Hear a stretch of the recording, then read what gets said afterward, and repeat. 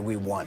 And then they came out around 8:50 and they said, oh, it's not going to be 9 o'clock. It's going to be 11 o'clock because it was so close and no one really knew who was going to control the House. And then around 11 o'clock, they came out and said, oh, we don't know when he's going to come out. It came out at 2 o'clock in the morning. And even then, at 2 o'clock in the morning on election night, as you know, Phil, no one knew who was going to be in control of the House. There were still a bunch of races that were uncalled.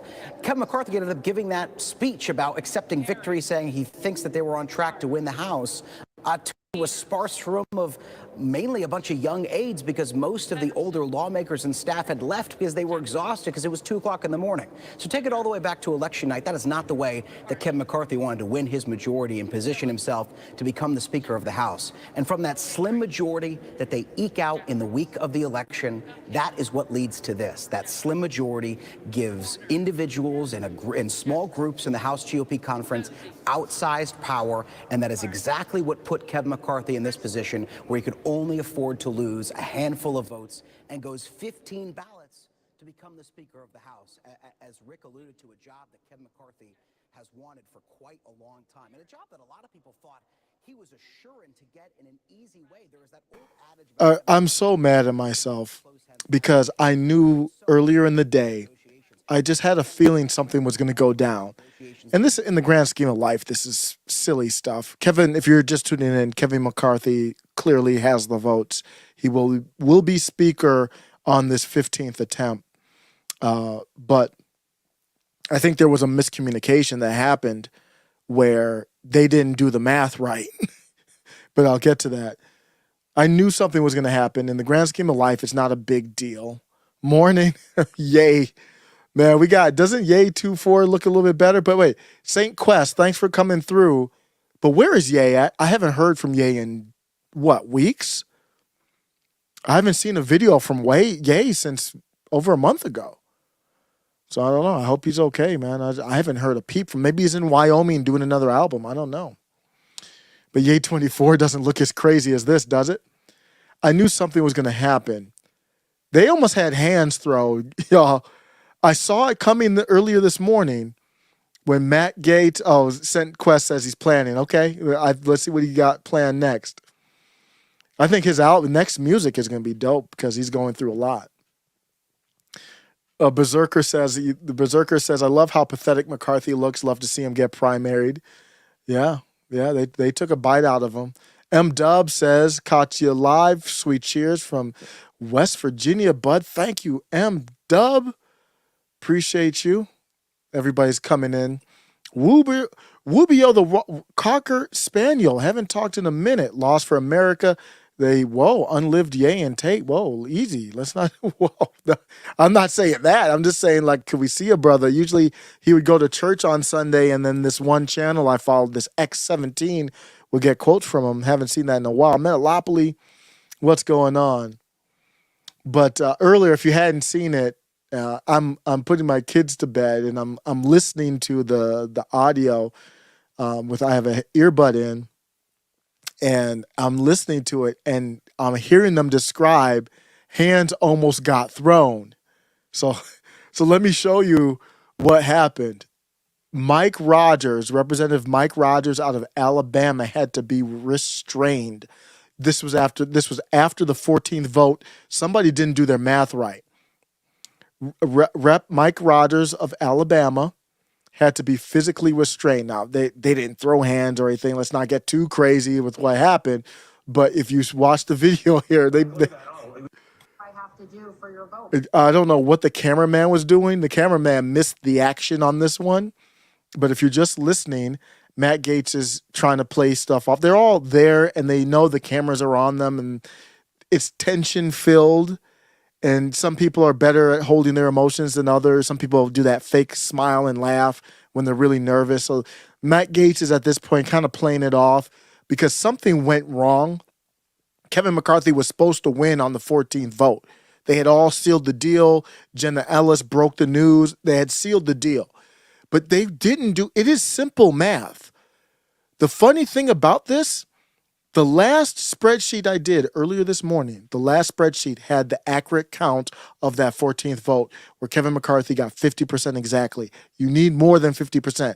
50% exactly means no speaker. You need a majority. 50% is not a majority. But they all are now finding out somebody did the math wrong. That's what I think is happening. So Kevin McCarthy's going to him. I don't think he's beefing. Kevin McCarthy's like, well, I don't think Kevin McCarthy knows what's happening. So he's coming over to him, and you see Kevin McCarthy looking at him and talking. I don't think they're beefing there. I really don't think they had some tensions earlier, but I don't think that's beef. I think Kevin McCarthy's like, what happened? I don't know if the staffers are not there or what. Somebody should have the spreadsheet. I have a spreadsheet right now. They didn't know the count, y'all.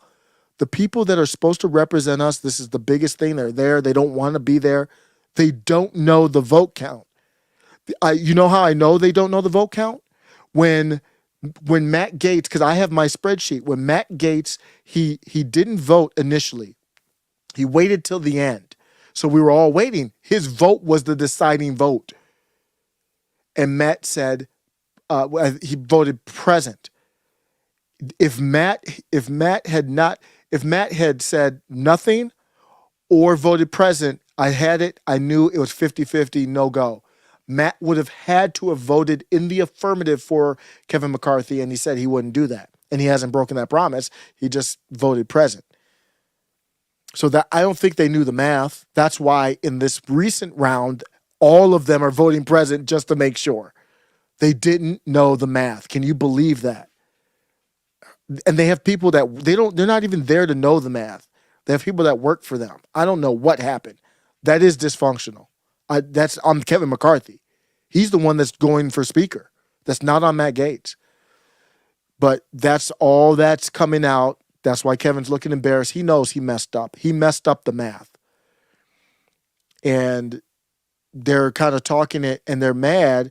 And Mike Rodgers comes down. And when you see, there's Mike Rodgers right here of Alabama. Look at his face. He's not, you can smell that there's trouble. And I tweeted, there's nothing more dangerous than a Congress person that has to actually come to work. They actually worked 4 days in a row. So all that goofiness that we saw on Tuesday, nah. They're there on a Friday night. They were going to adjourn to Monday, so they weren't going to work on the weekend, to my knowledge. But you know why Mike Rodgers is mad, in my opinion? Because he had to go to work. What does his work entail? Sitting on his ass and waiting for somebody to tell him who to vote for. He's not doing any rebel move like Matt Gaetz. Matt Gaetz is doing shaking and moving.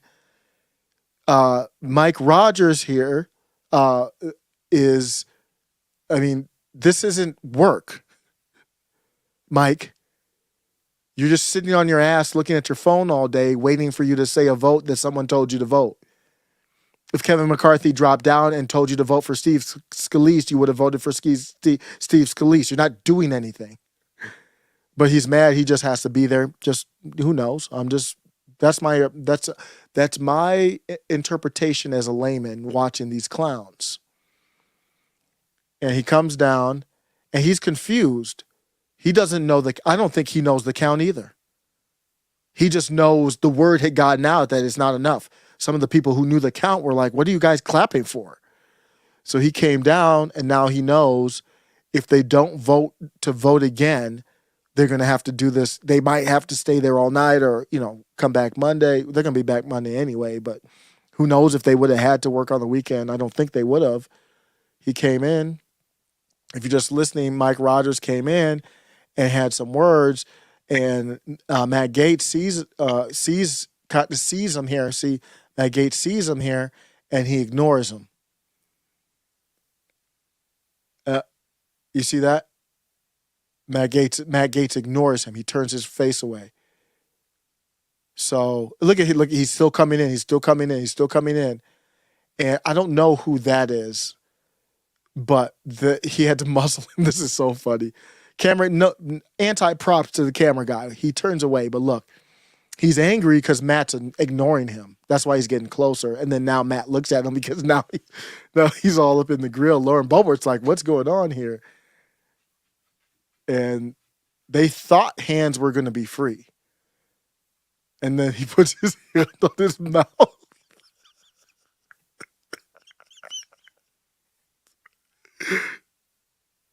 I don't know why he put his hand on his mouth like that. He must have been saying something, or he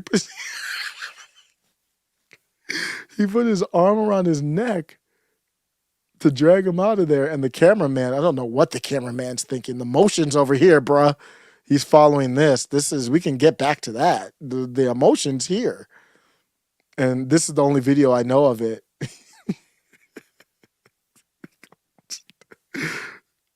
They almost had hands free on the floor. Oh, man. That guy's thick. I don't know. I think is he ex? I think he's ex. Is he ex-Army? I don't know much about him. I'm learning every member of the House right now. Mike Rodgers, Alabama. I think he's ex-military. Am I not? No, he's a lawyer. Yeah, armed service. Yeah. He was he's as we get older in age, we all get a little bigger, get a little thicker, but he was a dude that probably you wouldn't want to have problems with. Let me see. Armed forces. A lot of them are ex. No, he's just servicing. Oh, he's just on the committee. Was he ex-military? Oh, maybe he wasn't. I apologize. I don't know. I don't care. But he, as a younger man, you could see he was, pretty fit. So, oh man, that was my number one thing. Then I said, so I had a couple thoughts here. Then I thought, there's nothing more. So Ilhan Omar tried to chime in on this thing. We'll see. They're going to be coordinating. There's going to be a coronation for Kevin McCarthy. So whatever. Kevin McCarthy just agreed to a deal. This is where everybody knows it's supposed to be done on the 14th vote.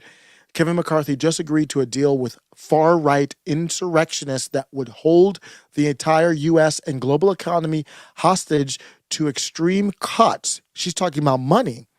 Budget cuts to everything from housing to education, healthcare, Social Security, and Medicare. Hard to overstate how dangerous this is. She had to throw in this Social Security and Medicare to try to scare people. And my thought was, there's nothing more dangerous than a member of Congress angry that they can't spend an infinite amount of your money. So we've got a lot of angry congressmen and women because they got to work and then they got a budget. Can you imagine being a grown-ass woman like Ilhan Omar and mad that you have to budget and calling it dangerous? It's dangerous. MCC was out of there? Wait, what happened? Oh, yeah, when the whole thing went down. What's up, Fenwick chick? Yeah, he was out of there quickly. I don't think he saw Mike Rodgers, what was going to happen, though. So McCarthy does have enough votes. Speaker's here. All the rest is here. And so what has to happen next is McCarthy will give a speech to members as the Speaker-elect. He will then swear in the new members of Congress. There is ceremony around announcing the Speaker-elect. He gets sworn in as Speaker-elect by the Dean of the House. And then the Sergeant-at-Arms announces him as Speaker-elect. I think the Sergeant-at-Arms announces first, then he gets sworn in by the Dean of the House. Then he swears in the new members. After that, the House has to vote on a rules package. There are no rules right now in the House of Representatives. Yep. That's not a euphemism. That's not a joke. If there's no speaker, they haven't voted in a rules package yet because that comes after. And so voting on a speaker is the first thing that they have to do. The House floor is frozen, essentially, until you vote on a speaker. So only now will they vote on their rules, but we're learning tonight from our colleague Lauren Peller, who covers the House of Representatives, that they will do that according to GOP whip Tom Emmer. They're going to do that on Monday. Yeah. So they're going to swear in members tonight. You don't need rules on a Friday when everybody wants to get out of there anyway. And then we will vote on the rules package, which is procedure. It's not very, super news-making all the time, although this might be this might be different. But that's going to happen on Monday. And that's another key battle that you're going to see within the GOP, who supports that rules package, who doesn't. And by Monday, we're also going to see in that rules package and in other items what concessions McCarthy may have given away to those holdout votes to get their votes, Phil. I want to bring back in Ron and not only that, will he live up to those concessions? To my knowledge, that stuff isn't in writing. So it's all about what leverage you have over somebody else. He could promise whatever the hell he wants to promise and then be like, you know what? Nah, I'm good. And if you don't have any leverage back, then but they do have leverage because they could do the same thing to the rules package. You could have the exact same type of thing happen with the rules package because they don't have a majority. So I don't think he's going to be lying. Good to see you, Fenwick chick. You have a good. Hey, I just had to stop on the live real quick because of what was popping off. That's it. It is over. It is done. Breaking news. You see McCarthy finally let loose and smiling. Hey, he got it. I give him his credit. It was not easy. And let me give you my takeaway for this. This is I call them the Steadfast Five. I think they are American heroes. The five that started the momentum that turned into 21 and then added Lauren Boebert to make it 6, I consider them American heroes. They all have books ready to write that I would read today and pre-order today if they wanted to write their story about what happened. Behind, they're not going to do it now, but they will at some point. There's a lot of money in that to tell that story. This is like a drama. It's like a movie. But we have not seen anyone challenge authority, challenge the establishment in the House at this level, obviously, in over 100 years. This is a historic moment, and it is not a loss. I think it was smart of them not to vote for McCarthy. You do the present, and you accomplished the same thing, and you didn't renege. You never voted for him. You said you weren't going to vote for him, and you still didn't vote for him. But I do want to highlight Matt Gaetz. Matt Gaetz clearly seemed to be a leader. He's extremely bright. He's one of the best in hearings, and he's going to need the support of people. He's going to need people's support, whether it's not just financial, but just verbal and however you can to support him to stay strong, because now he's going to be, the threat is that he could become ostracized. So to make things more difficult for him. We'll see how the rules come out, what committees. But remember, he's the one that got General Milley to talk about white rage. That was Matt Gaetz. A lot of these moments coming out, Matt Gaetz has been just on. He's super prepared. He's not just some person. They say he's just some rebel. He's out for his own self. He's not there for the people. I mean, who knows what's in his head? But I don't buy that. I really don't buy that. So this is a good moment. This is a proud moment. They shouldn't be sad or upset. They should be, I think, for me, maybe it's too strong. Maybe I'm making too much out of this type of stuff, but I think they are American heroes, and it was a success. No matter what happens from here, it was a success. Let me play you some stuff from Matt Gaetz to show you what I like about Matt Gaetz is he is there. I'm not watching this right now. I'm sorry. I don't need to see him gleefully smiling. And I'm not going to try and take away from his moment. He got it. I said you got to get the votes. He got the votes. But this excites me more than Kevin McCarthy with his grin on his face. This is more exciting for me to go back and look at some of the stuff Matt Gaetz was a part of. The courage it takes to come and look at the face of some of the most powerful people, or not just the most powerful, but they've got the most powerful people behind them. Kevin McCarthy is whatever.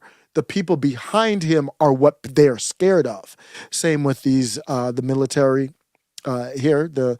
You've got the Department of Defense, the military. Man, these are people that don't play. February 26, 2020, House Armed Services Committee, General Mark Milley. We know we're not going to defeat the Taliban militarily, and they're not going to defeat the government of Afghanistan militarily. You really blew that call, didn't you, General? I believe that was a issue of... That was like Tom Cruise in A Few Good Men. There's not many people that's talking to the generals like this. Matt Gaetz, he doesn't give a damn who you are, what money. Kevin McCarthy is one of the most powerful people in D.C. You've got Schumer, Mitch McConnell, Nancy Pelosi, Jim Clyburn, and Maxine Waters to a certain extent. But after kind of like those high few, Kevin McCarthy's the next in line because he's the Mr. Moneybags. So look at the people that Matt Gaetz goes after. And you look at some of these other people. Jim Clyburn was on the floor today. Who did he go after? On the anniversary of J6, he went after citizens. Whether you think they made a mistake or not, they were just citizens. Jim Clyburn and these people, Nancy and them, they never go after institutional power. That's what Matt Gaetz has done. That's what he has shown us. You really blew that call, didn't you, General?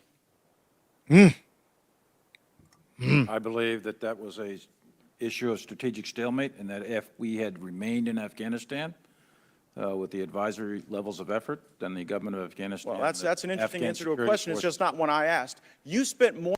If you are on the side of Kevin McCarthy more than Matt Gaetz, you are exposing yourself for who you are.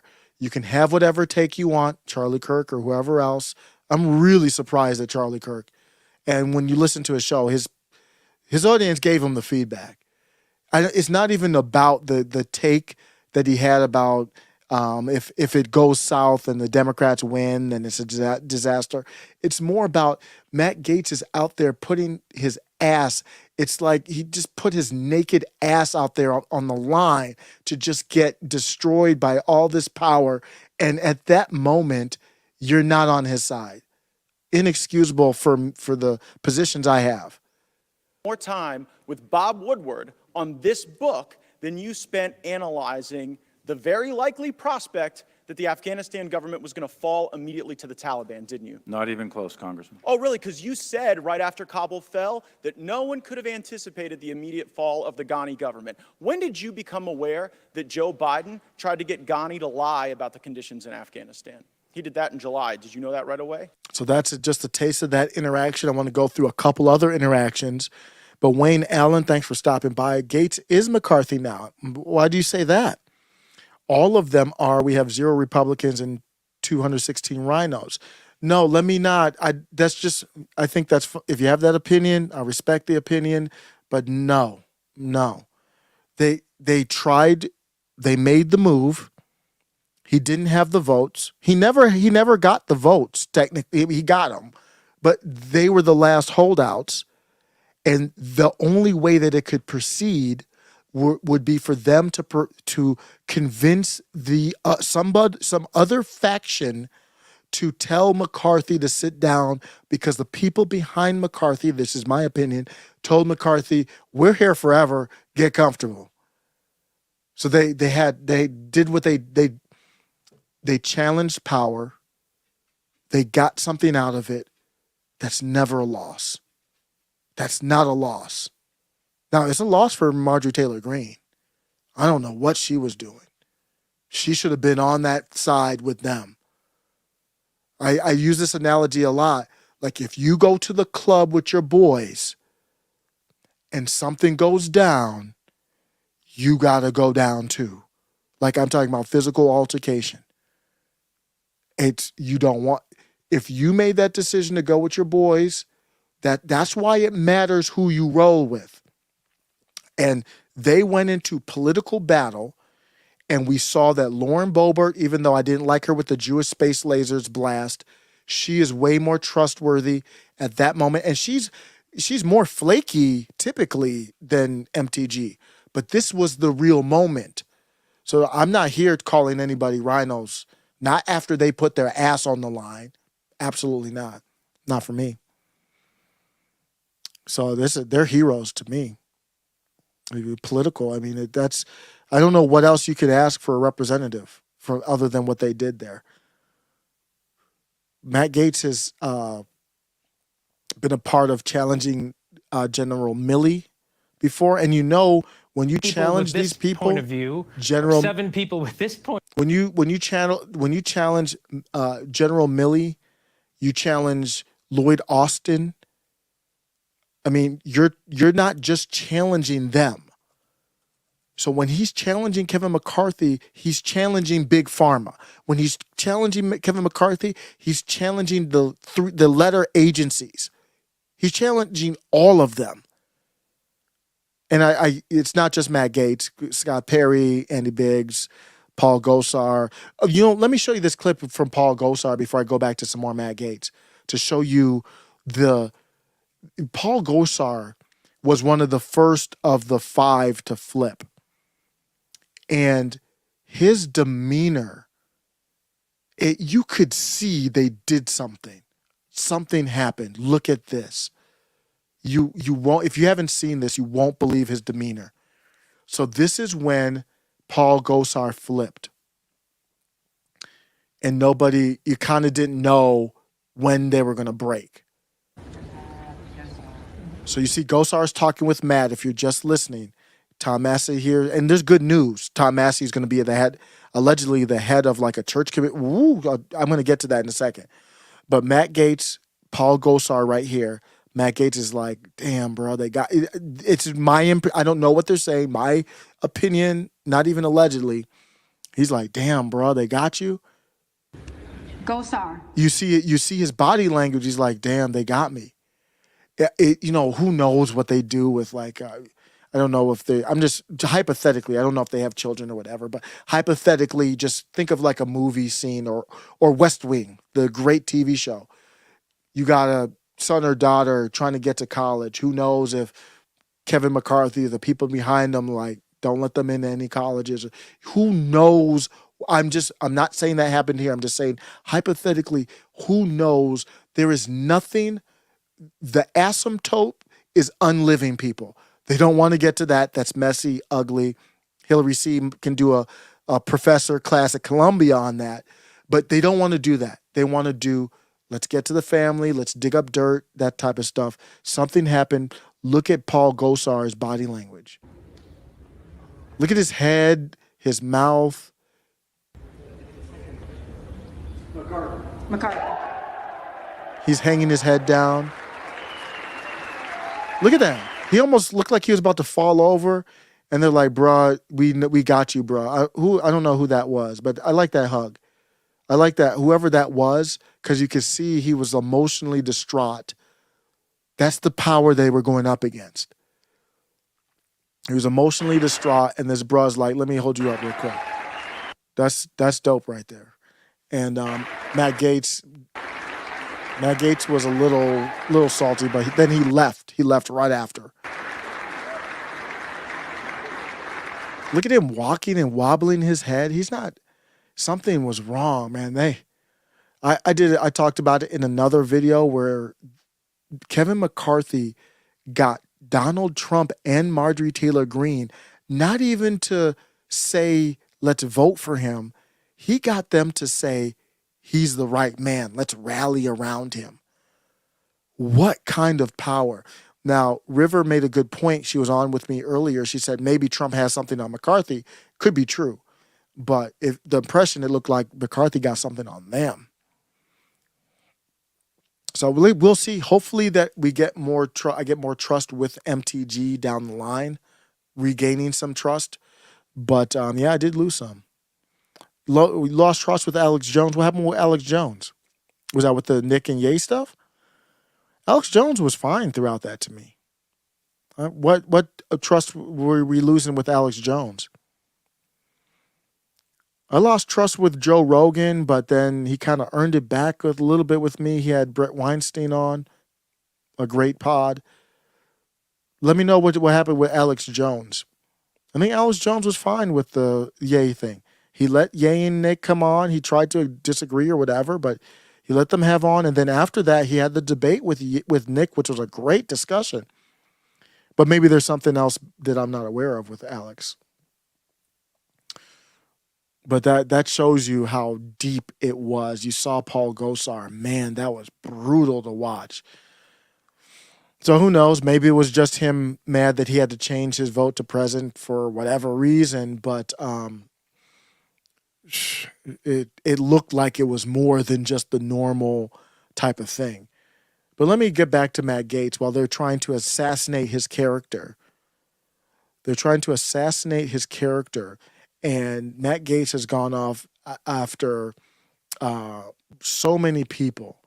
Let me take a look at the interaction with Matt Gaetz and Alejandro Mayorkas.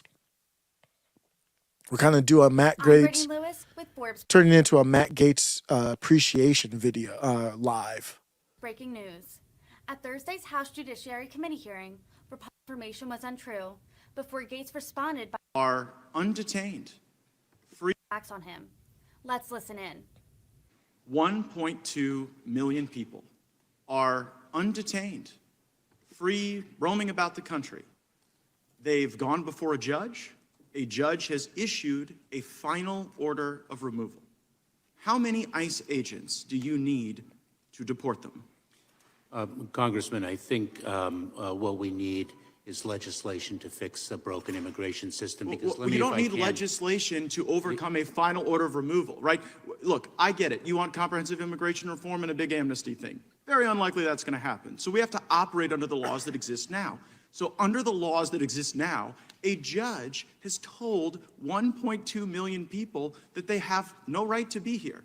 Do you plan to remove those 1.2 million people? Congressman, with the resources we have, and I would appreciate the opportunity to answer your question fully.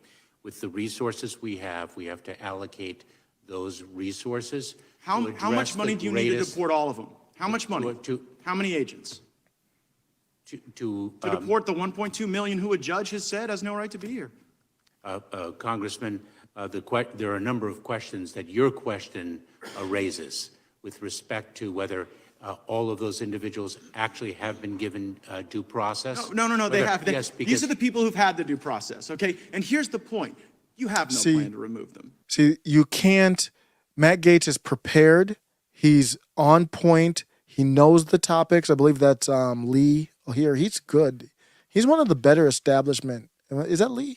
I forget. But Matt Gaetz, on point. You can't trick him. A lot of these people, when you watch the hearings, it is shocking how little command they have of the issues. So when they throw out a question, it's very easy for somebody like Mayorkas to redirect them, even the ones that want to challenge him. No. You can't do that. That's not. I'm not stupid. No, they have. Yes, These are the people who've had the due process, okay? And here's the point. You have no plan to remove them. You don't know how many ICE agents it would take, and you don't know how much money it would take because you actually don't want to remove them. That's why you issued the September 30th guidance that says, well, you know, if you haven't committed a crime and you just came to our country illegally, we're not going to remove you. Isn't that your position? No, it isn't, Congressman. Not at all. Well, then what is your plan to remove the 1.2 million? Let me, if I may. Do you have one? Yes, we do. If I may, Congressman, as a former prosecutor, let me ask you a question. If one has a finite amount of resources and one has a finite number of hours, and one has a choice of removing 20 shoplifters or 3 fugitive armed bank robbers, how would you spend your time? Well, I know how you've spent yours. I know how you've spent yours by decreasing by 48% the number of criminals you arrest. He's challenging power. As I have said, further reserving the right to As I have said, the point of order would be in order at the meeting where we are considering further reserving the right to object. We will now hear presentations. Chairman, I appeal the decision of the chair. There's no decision to appeal. There was not a ruling and a motion. We will now hear presentations. The ruling on the point of order. You made a ruling on the point of order. You made a ruling on the point of order, Mr. Chairman. You can't then not allow us to appeal the ruling of the chair. The gentleman will suspend. It was not a cognizable point of order. It was not a cognizable point of order. It was not in order at this time to make that point of order. There is no ruling to appeal.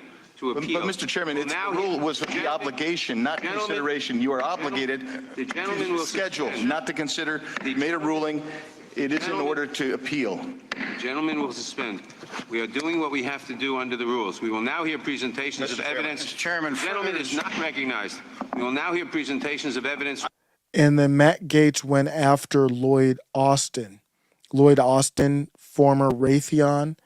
You're going after some of the most powerful people in the world, these defense contractors. Mr. Gaetz is recognized for 5 minutes. Secretary Austin, why should American taxpayers fund lectures at the National Defense University that promote socialism as a strategy to combat China?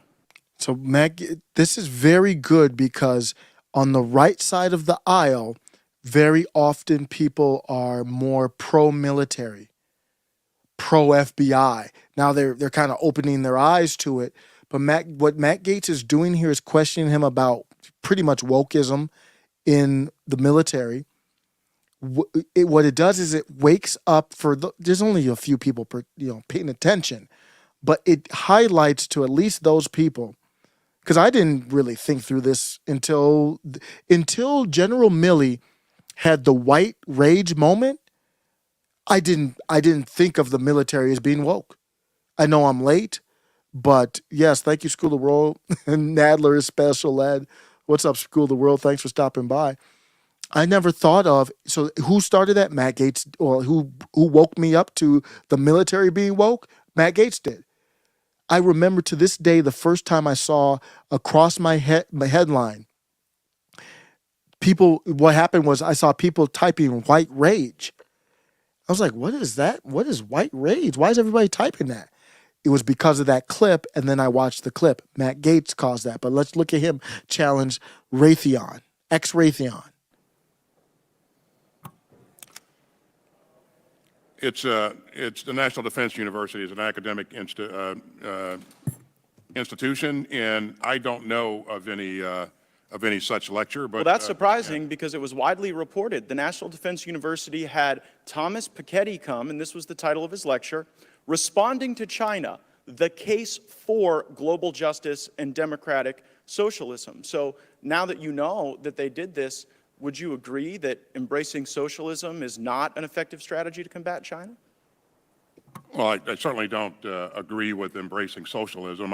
So that means... I'm sorry. We're not going to do this. We're not going to let the guy say 4 words and still talk and then cut him off. What the hell? I control the time, Mr. Chairman. Yeah, but you also have to be fair to the witnesses. No, but I got the answer I wanted. I have a follow-up. This is old, and I'm getting heated about it. I'm getting heated about it like I'm there. My follow-up question is if we don't embrace it, then I guess why did the National Defense University put out a statement? Again, this is funded by U.S. taxpayers, saying in this talk, Mr. Piketty will argue that the right answer lies in ending Western arrogance and promoting a new emancipatory and egalitarian horizon on a global scale, a new form of democratic and participatory, ecological, and post-colonial socialism. So why would we invite people we don't agree with to evangelize views and values that we don't share at the National Defense University when we should be learning strategy about how to combat our enemies and make assessments that are accurate? And we do learn a lot about strategy and about the military and about joint force development. And so that is our focus in these institutions. I don't know what the context of this particular or content of this particular speech was. Mr. Secretary, I've shared with you the context. The context wasn't better understand socialism so we can defeat it. The context wasn't learn about it so that we can offer countermeasures.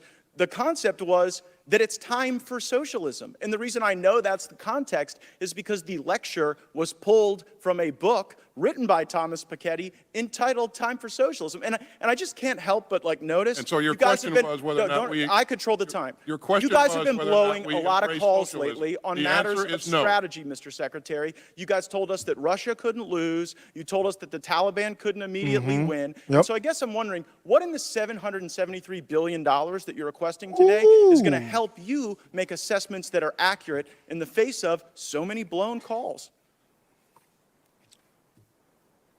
That's what this is about, right here, this moment. You've seen what's in our budget. You've seen how the budget matches the strategy. And so I'll let that speak for itself. Well, I mean, I've also seen that we're investment in behind, Mr. combat Secretary. capabilities. We're behind in hypersonics. We failed to deter Russia. Last year, So China what do you flew more mean we're behind in hypersonics? How do you... Okay, who's ahead in hypersonics? How do you how do you make that assessment? I don't know. Is it I a make that one-for-one? assessment because Is it a China is one-for-one fielding exchange or hypersonic development weapon of systems, hypersonics? and we are still developing them. I Are you make that talking about assessment because development of Russia actually capability used or one. development of- By the way, your own people brief us that we are behind and that China is winning. Are you aware of the briefings we get on hypersonics? I am certainly aware of briefings that we provide to Congress. But it's not just the hypersonic. It's all over the world. It's in Taiwan, where China's last year flew more sorties than ever before. It's North Korea, on pace to shatter prior records, the number of missiles that they are testing. Damn, he's And so good. while everyone else in the world seems to be developing capabilities and being more strategic, we got time to embrace critical race theory at West Point, to embrace socialism at the National Defense University, to do mandatory pronoun training. Do you assess? You know, it's again, this is the most capable, the most combat critical force in the world. It has been, and it will be so going forward. Not if And we this continue budget down this helps path. us to do that. Not if we embrace And the socialism. fact that you're embarrassed by your country, by Oh, your no. I'm military, embarrassed by your leadership. I'm sorry. I am not embarrassed for my country. I wish It's we were what not you're losing saying. to China. It's I what wish you're we were, saying. you know what? That is so disgraceful that you would sit here and conflate your failures with the failures of the uniformed service members. You guys said that Russia would overrun Ukraine in 36 days. You said that the Taliban would be kept at bay for months. You totally blew those calls. And maybe we would be better at them if the National Defense University actually worked a little more on strategy and a little less on wokeism. Has it occurred to you that Russia has not overrun Ukraine because of what we've done and our allies have done? But that was Have baked you ever into your even flawed thought about assessment. That was baked into your flawed assessment. And so I saw that the Obama administration fact that we tried helped to the destroy Ukrainians our was a military flawed by assessment? starving it of resources, and it seems the Biden administration is trying to destroy our military by force-feeding it wokeism. What's impressive there is, on the fly, Austin tried to divert him off the path, and he couldn't do it. Oh, wait, that's not the right one. Is this the White Rage? Okay, yeah, this is White Rage. Let's relive this moment. In my previous discussions with service members and particularly officers, I would hear about complaints over parts not arriving on time, long deployments, and in my more recent discussions with those officers, the number one issue that they raised to me with concern, often unable to speak publicly for fear of the type of retribution that Lieutenant Colonel Lohmeyer faced, they say that your stand down regarding extremism did not help our military, it hurt the military. And I want to share with you that perspective, that it caused service members to otherize one another, it impaired group cohesion. And interesting to me is that I've heard those sentiments most frequently from units that are majority minority. That this was not particularly helpful. So I wanted to give you the opportunity to maybe share with us more specificity regarding the definitions that seem to be a challenge when Ms. Hartzler was asking questions. How should the Department of Defense think about critical race theory? Could I make a comment, Secretary? I'm sorry. I'm very limited on my time, General Milley. Well, I just want to make a comment that the feedback I know, but I've gotten. I've asked the question to Secretary Austin. I don't know what the issue of critical race theory is and what the relevance here with the department. We do not teach critical race theory. We don't embrace critical race theory, and I think that's a spurious conversation. And so we are focused on extremist behaviors, and not ideology, not people's thoughts, not people's political orientation. Behaviors is what we're focused on. I would like to yield some of my time to General Milley because I know that he had some comments that he wanted to make when Representative Gaetz was talking, as well as Mr. Waltz, about a similar subject of the stand down and race theory. Would you like a minute or so to comment on that? Do you remember what your line of questioning or thought was there? Sure. First of all, on the issue of critical race theory, et cetera, I'll obviously have to get much smarter on whatever the theory is.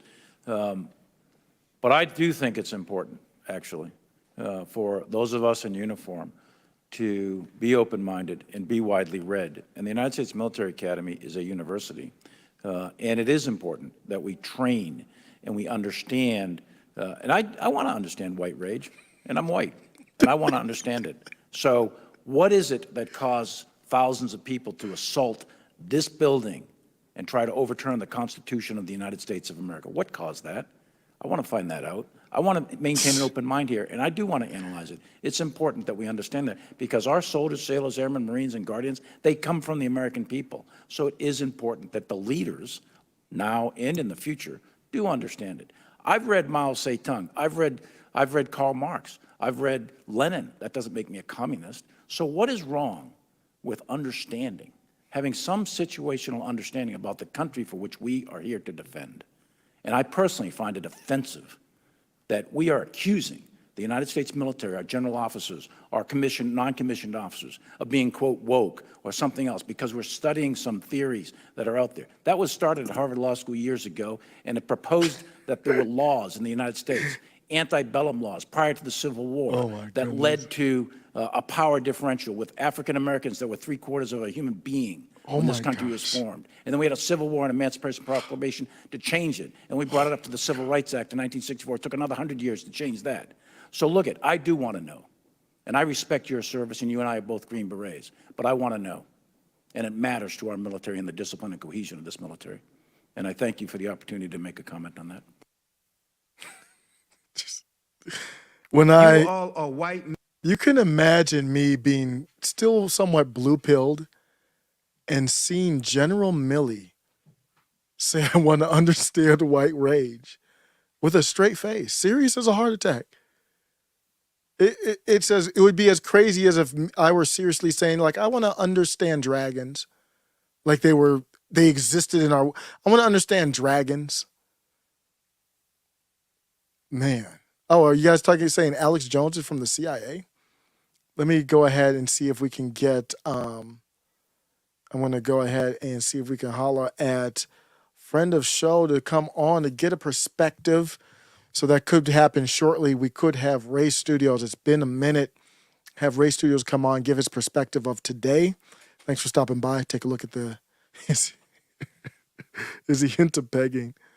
This is turning into like a Nick Rekieta stream. It sounded like it. I don't know who you're talking about, but I'm assuming you're talking about Millie. Yeah, that's what I mean. That's what I'm talking about. White rage? So white rage is different than black rage. Can you define what white rage is? Can you define what black is even before you even say that? Yeah, it's just blatant. In a hearing or whatever that was, he says, I want to understand white rage. Who started that? Who sparked that whole thing? Matt Gaetz. These people in the House are so usually unprepared. They're really bad. If you watch the hearings, if there's just any random hearing, and they have hearings all the time, if you just happen to have some free time, you go to C-SPAN, just put it on the background, it will shock you how uninformed many of them are. The Senate is much better, but the House, they don't even pay attention to a lot of this stuff. Sean Hannity exposed himself. He's already exposed himself. Fox News has, as buffoons. I agree. Angelo says woke is a meaningless, excessively imprecise term that covers any emotional insult, and it can. And so I will have to define that. To me, I define wokeism as adherence to the narrative of the state. So the narrative of the state is, I give you this message and you take it. So the state is when I say the narrative of the state, we're talking about those in control from Biden to Senate to the House. They say, well, nobody's teaching critical race theory. Well, we know that they were, and then we find out, then everybody shifts the narrative. Same with the pandemic and all of that. So General Milley right there is woke.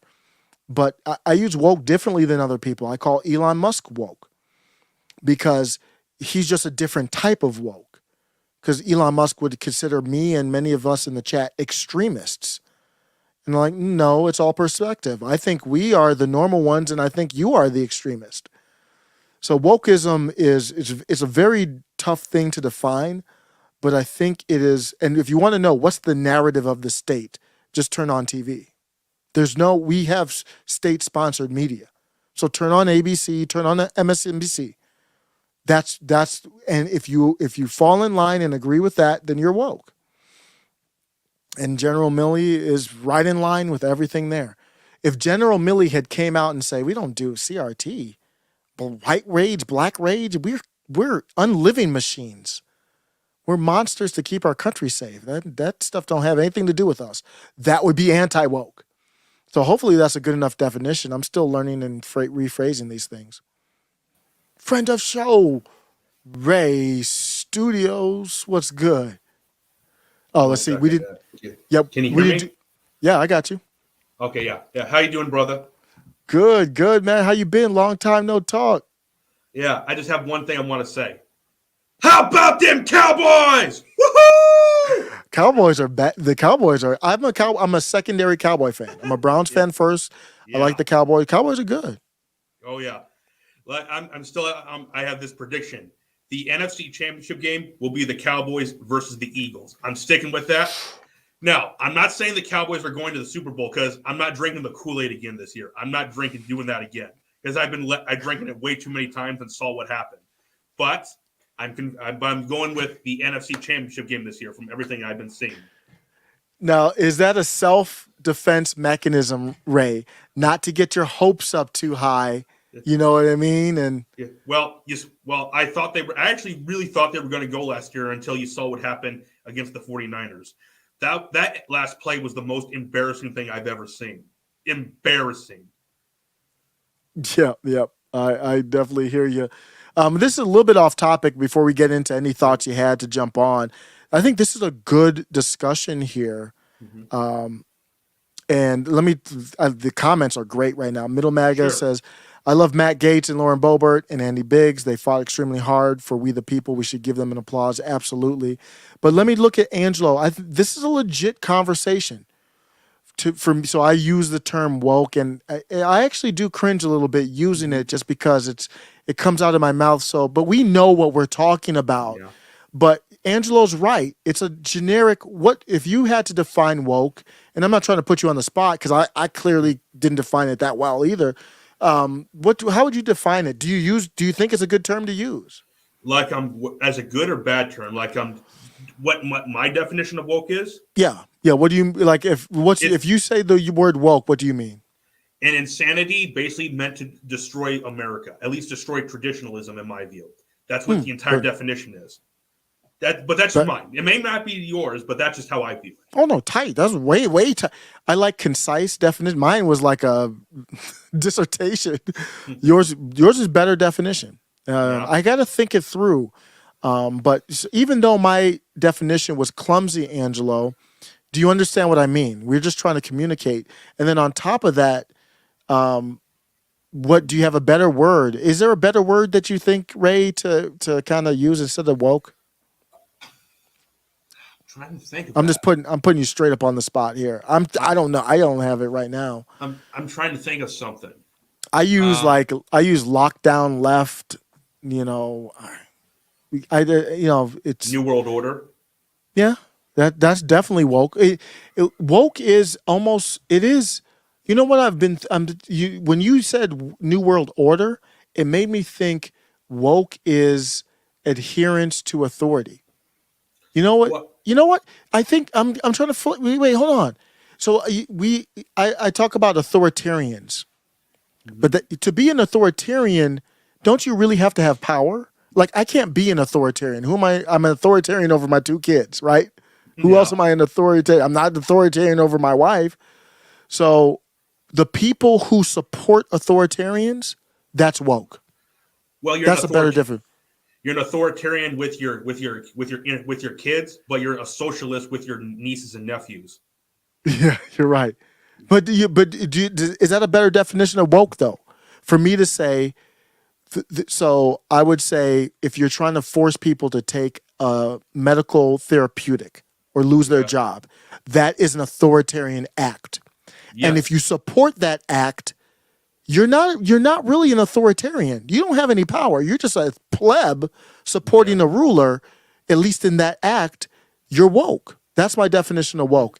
The people who are not authoritarians, but still appeal to power. Yeah, and speaking of I'm trying to get away from power. Something really good. The bump stock ban was reversed today. Was it Supreme Court? Today. No. A federal Oh. court Oh. overturned it today. Oh, I did not hear that. That was from Trump, wasn't it? Trump banned them, which that was one of the things that pissed I me know. off. I know. He was trying to do what's right, and the climate of the country was different then. He could never, if he were president now, he could never get away with doing that. He'd No. get wrecked. But yeah, that's good to hear, man. But yeah, that's a pretty good thing. Yeah. And to your audience member, Sure says, "Let's go Giants." Oh my God. Oh wow, we got beef. We got straight up beef. But I like the Giants. But are the Giants in the playoffs? Yes. Wow. Is Barkley healthy? I'm a Barkley fan. I Saquon. think he is for the most part. Okay. I like Saquon, but he broke somebody's ankle. Did you see? I don't know. That was a while back. He just ran. It was a random play, but he broke somebody's ankle a while back. It was pretty cool. Yeah, but look, man, did you also the Bills and Bengals game? We know the Bills and Bengals game. That got canceled. Yep. And the NFL announced that if the Bills and the Chiefs meet in the playoffs, it'll be at a neutral site. Oh, okay. Trying to be fair. I like that. Won't give either side an advantage. Yep, I appreciate that. Yeah. Yeah. So you had thoughts on the speaker stuff? Was it the speaker stuff you had thoughts on? I'm sure you got thoughts on anything, but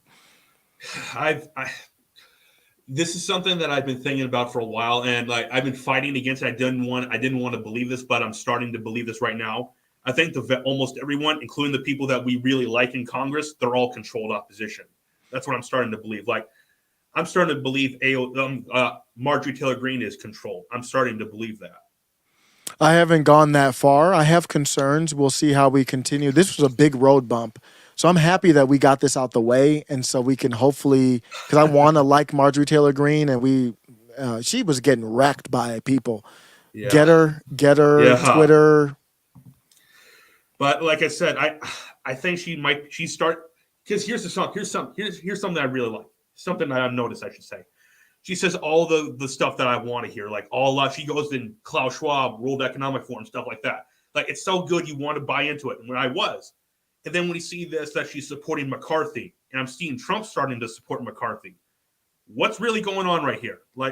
I'm starting to believe that all the people that we really like, they're actually starting to be controlled. Man, I didn't want to get to this point, but I'm starting to get to that point.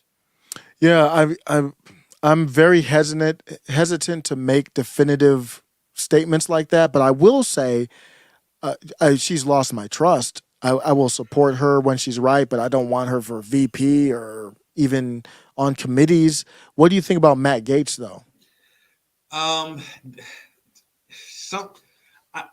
more neutral on Matt Gaetz. I have to see more, but here's the thing: he's one of MTG's closest allies. So who knows? And also, you're innocent till proven guilty, but you've heard those allegations against him. So yeah. Did they get dropped? I'm not an expert in them. None of us know about it. None of us. Oh, you got a super chat, man. Okay, thanks. Yeah. Let me address that super chat real quick. $2 super chat. Thanks. Ed Albanowski says woke is a vague term to mask racism in libs. Mm-hmm. Do you understand what that means? I'm not really woke following it's supposed to. I think what he's trying to say is it's like a general term, it's so easily. It's like a brush. You can easily say it for almost anything. I think that's what he's just trying to say, and that's what I think he is. Okay. Well, yeah, I appreciate the super chat there.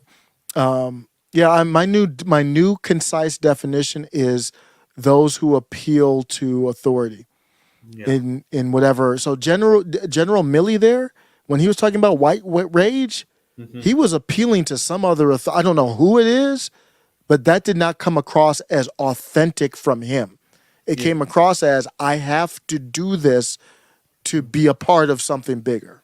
Well, he was talking about white rage. So if the fact that he was talking about white rage, I'm curious. I really want to know what beta rage now rage is, because he's a beta male. It's funny he's talking about I want to understand white rage. Aren't you white, bruh? Is he not white? Yeah. What is I want to understand white rage. What are you talking about? I'm half white, so I'm curious too. No, you got so my kids are half white too, so they just got half white rage. They don't get the superpowers. If you're pure white, you get pure white rage. know something funny you should do? So you got to do this. You since your wife is white, you should walk up to her and just at some random time of the day and ask her what white rage is. Just for whatever random, as something random. So yeah. I'm gonna do that. I'm gonna do that, and then I'll let you know. I'll text you when what she says. She'll probably just look at me like I'm crazy, and then after it's all done, I'll tell her where I got it from. Because that will those little seeds kind of wake people up. My wife is, if you don't know, she's kind of blue pilled, kind of like a Destiny. Yeah. Or do another something interesting. Walk up to her and ask her, "Honey, what is a woman?" Oh yes. And Yeah. like what Matt Walsh did with his wife. That was obviously scripted, but still though. Yep. That's good stuff. So people are still talking about wokeness in the chat. School of the World says, at its heart, wokeness is divisive, exclusionary, and hateful. It basically gives mean people a shield to be cruel, armored in false virtue. A good Elon Musk quote. It doesn't define it, but it's a great quote of what it is. Yeah. Yeah. I've lost a lot of trust with Elon too. So New member. Yeah, let's talk about Elon real quick. Thank you, Ed, for signing up. Only $1. Throwing YouTube takes 20%, I believe. So it's giving me a 50. few quarters. I thought it was 50. At least I thought it was 50. Yeah. So, but I know I appreciate you, Ed. And the reason why it's only $1 is just like, hey, until I get some content that's good. Still trying to get my game up. But you talk about Elon Musk. Now, where is he? You might know he's lost some trust with me. Where is he losing trust with you? Everywhere. He's not really fixing Twitter that much as we thought he was. There's a good friend of mine. His name's Paint the Trump. That's what his account is. He's also friends with Adam too. He knows him personally. His account, for whatever reason, got suspended for 12 hours for no reason at all. And also we have Bryson Gray. Remember, he got banned permanently, but then was let back on for whatever reason. Something suspicious is going on right over there. Something clearly is. Yeah. And then he still has, I have a video on my other channel about all the ex-CIA and FBI agents still working there. Dr. Shiva Ayyarude talked about how somebody asked Elon Musk, is the government portal still open? Elon Musk said he's going to look into it. I think the government portal is still open to this day. So, if you're associated with the CIA in any way, I don't trust you at all. Like I told you all you guys, Andrew Tate's father was in the CIA. I saw you say that. Tell us about that. I didn't know that. Is that true? I haven't heard anybody talk about that. His father was in the CIA. The chess player, right? Yep. And here's another interesting thing. His father died while he was playing chess out of no reason at all. And then I heard that. And then but it wasn't revealed the actual cause of it, and it was sealed. It wasn't released at all. Are you serious? I am serious. It was not released. I don't trust Andrew Tate at all. I lost all trust with him. Yeah, I never rocked and roll with that dude to begin with, but he says a lot of base things. But I think it's like with I told you this beforehand. There are a lot of people out there that are big that they're actually telling the truth, but within the truth, they're telling lies too. Whether they're intentionally putting the lies in, or whether whoever gave them the information told them the lies and they're just saying it. They're telling the truth, but they're also putting nonsense in within the truth. Like Alex Jones and the Sandy Hook thing. We all know that was nonsense. And it was clearly stupid of him to say that, but he still said it anyway. So yeah, it's one thing. Yeah, are you out on Alex Jones? Not yet. I'm not 100. I'm not yet, but I'm heading in that direction. I'm starting to not trust anyone. I don't trust Milo, Nick, or Kanye anymore. I don't trust them at all. Oh, I don't trust. Yeah, trust is a very strong term, but I don't trust nobody. I'm losing trust. I think I've lost most of my trust with the Daily Wire. The vast majority of them already.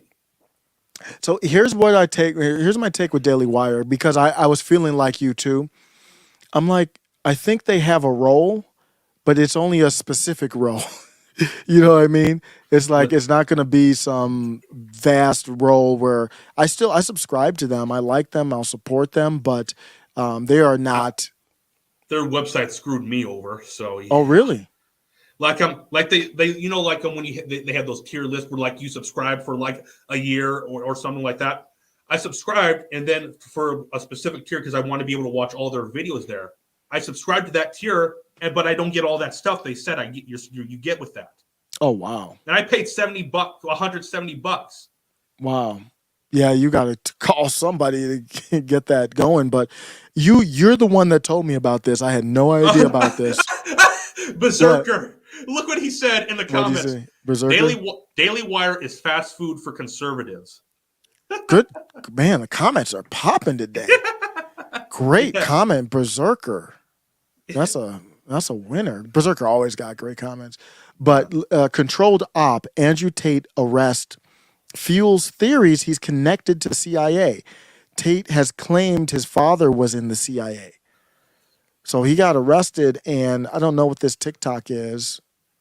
Let's see. My father, when he died, someone messaged me because my father was in the CIA. He held the CIA record for the fastest assimilation of a foreign language. My father learned Russian within 2.5 weeks.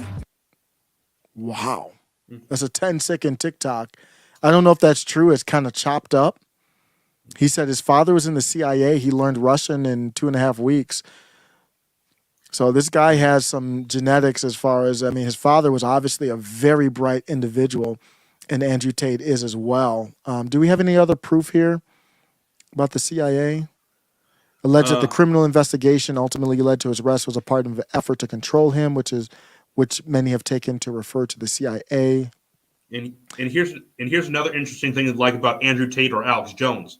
Like they were canceled all over social media. But here's the thing, though, they get all this media attention, like, and they're bigger than they've ever been. Like if they were like anti-establishment against the system, they wouldn't be getting all this media hype. They would just be trying to like ignore them, like pretend they don't even exist. But they talk about them all the time, literally, like all the time. They just talk about Alex Jones in the media, on mainstream media. Like if they want him to disappear, they wouldn't speak about him. Because the media controls everything. But great point. They talk about him all the time now, like literally. So, yep. And like you remember, I told you about that one guy, right? Alan Watt. I told you about. Oh yeah. Mm-hmm. Mm-hmm. He was a guy who has talked a lot stuff like Alex Jones. Like he's the one who I learned this from. Where like a lot of people are told things, but they're told the real stuff. But within it, there's lies within it. But And remember, I told you that he died in 2020 mysteriously. So no explanation. He just mysteriously died, and he was only in his 50s. There's a lot of crazy stuff. A lot of crazy stuff, man. Like if wouldn't they take Alex Jones out too? Then, like I don't know if they took Alan Watt out. I would have no idea about that. But If they did, wouldn't they take Alex Jones and David Icke out as well? It doesn't make any sense. Mm-hmm. Yep. Yeah. I agree. Or same thing with the Daily Wire too. Like one of my, and also this gets into another interesting thing. This could be nothing, as for all we know, but one of my buddies, like he told me that he's seen a bunch of Joe's episodes where he has like an earpiece in his ear, like So could Joe just be talking to like his own staff in the studio? Possibly. Or could he be talking to someone else higher up? Like, who knows? Yeah. Yep. I think it's just like X-Files, Mulder. Mulder was like, trust no one. So that's for sure. There's nobody I trust. But I think it's, we can kind of move on with the House. They're going to have Kevin McCarthy as a speaker, and we will see what's going to happen. But the reason why I care about the speaker battle, I don't want to lose track. It's because I want to protect what we have, just like we talk about this a lot, Ray. Here's a clip about what's going on over in Oxford. I don't know exactly, is that Oxford, England? I'll have to look this up. But this is crazy, Ray. Let me show you this. and everybody. You won't believe this, or maybe you will. And by the way, the data shows that temperature does not follow an increase in carbon dioxide. An increase in carbon dioxide follows temperature, and that's to do with the oceans, which release carbon dioxide when it's warmer and absorb carbon dioxide. Just as a disclaimer to YouTube, whatever you want me to believe about the climate, I will believe. I will not question my overlords. So I'm going to skip ahead to the part that, okay, here's the part. So he's talking about the climate and all that. Expressions like the World Economic Forum are advocating. And it gives you the ability to impose the most fascistic level of control while claiming you're doing it to protect the population from destruction. And what you've just described there, Majid, is very relevant. You're talking about Oxford and the Oxford Council that has just announced that it's going to break up Oxford into 15-minute communities, call them 15-minute cities, where everything that they say you need is within the 15-minute walk or cycle ride of where you live. And that you cannot, under this proposal, leave your 15-minute city in a car more than 100 times a year, or you find every time you do. Now, what is that? That's simply lockdown. It's COVID lockdown, but it's done under the guise of climate change. So they are allegedly, reportedly, I'm seeing leaflets and different things that look like it support it to me, that their vision, this is 2040 though, to my knowledge. Let me see if I can find the actual article. But while I do that, what are your thoughts on that? Like I said, it's gonna. Oh my God, it's gonna before. It's like when he's talking about like this lockdown thing. Are you aware that the European Union has passed a carbon tax on individuals? No. They passed it. Mm-hmm. Wow. So, and this on top of that just adds more on top of it. Like the freak. What did the freak say? I don't know if I should say it, but you see it down there. Let me see. Is it that? I don't know if I should say it. Yeah. Yeah, I don't think our overlords want to hear us say that. So yeah, I heard those rumors too. DJ Click Track. I don't really like to get into people's personal lives, but we're off topic a little bit with MTG. If you see that chat with DJ Click Track, but so I don't really like to get into that. But it's fair to wonder how she changed so much. But here's a document I have. Who knows if it's real or not? So trust no one. But it's maybe Jen and Peter were right then, possibly about her. It's possible. About MTG? Yeah, it's possible. Oh, it's definitely possible. Time will tell for sure. By the way, I loved doing that interview with them like a couple weeks ago. It was excellent. Follow Ray on YouTube. Ray, what's the? Rumble. YouTube. Rumble. Sorry, Rumble. Ray is on Rumble. Rumble now. What's the name? How do you get to the channel? Ray Studios, and it's one word. Okay, so let me make sure I can, because I think you can put Rumble links in here. You should be able to. Yeah, let me. Yeah. How much did you watch the interview? Oh yeah. Mm-hmm. What'd you think of it? Oh, very good. I thought it was very good. Yeah. And I like the differing views, and when you get together and you talk stuff out, you see that you're not. There was more agreement than I expected. Actually, what do you think? I agree with. I completely agree with you. We agreed on more stuff, but the fact that they like talking about Billy G and stuff like that. I already knew me and them were going to get along pretty well. Like I love that kind of stuff. So yeah. Mm-hmm. Yeah, that's what. And if you don't know, Jen Perlman, Peter Hager are populist. I call them populist left. They went on Ray's channel. I would consider Ray populist right. I think that's fair, right, Ray? Well, like I told them, I consider myself to be a conservative with a libertarian leaning. Yeah. Yep. And getting together is beautiful, man. It's a beautiful thing. Well, so it looks like that. I want to get. I want to do like another interview with them eventually. Maybe you can come on with that too. Oh, for sure. We get that popping. Absolutely. Yeah. Maybe do it on your show so we can get more people to see it. Oh yeah, we can do it. Try to promote. Absolutely. Mm-hmm. So yeah, it looks like there's things that are in the works. Let's just say the vision in 2040 is that Oxford will be a healthy and inclusive city. Obviously, those are words that make your spidey sense start tingling. Spider sense start tingling.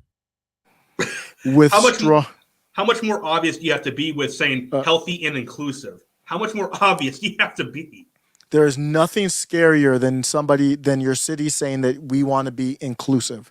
There's nothing that scares me more than that. That is a very strong statement. Oh, yeah. With strong communities that benefit from equal opportunities, not only in housing, nature. This paper focuses on the 15-minute neighborhood city concept. So is it 2030 or is it 2040 now? I don't know what the vision clearly is. Like you hear the WEF say 2030. Now you hear this say 2040. So which is it? Or is it somewhere in between? Or then you also have the China 2049 vision as well. So I don't know. Yeah, I don't know.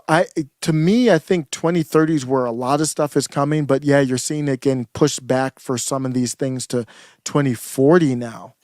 So I don't know, but you think they're starting to take in things like there may be some rebellion or something like that into consideration? That's a good.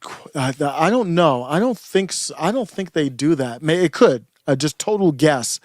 I don't think they do that. I just think that they want to plant the seed. And I believe a lot of this stuff is going to happen before 2030. Yeah. What's that one channel? Clocks Brothers? Clocks? I keep forgetting how you say their names, but like they're twin brothers. They talk about all this kind of stuff like here. Like they talk about the Great Reset a whole lot. Like they mostly are into financial stuff, and they just talked about it because it aligned with some of the things they were wanting to go into about property ownership and stuff like that. And they talk about how the World Economic Forum said they want to abolish private ownership of cars. So and basically what one of them said was they probably when you turn your car in, they'll probably want your guns in the back seat as well too. So yeah. Let me give a shout out quick to change topics here to Ron DeSantis. This looks like a good thing here to me, and it's Ron. Is it a paywall?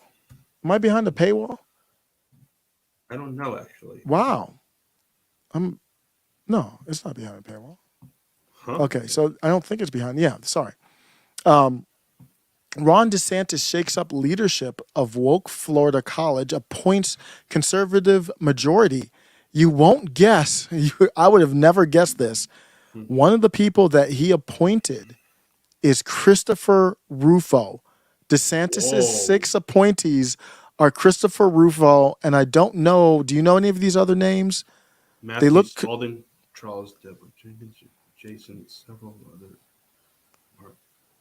Some of them sound familiar, but I don't recall them off the top of my head.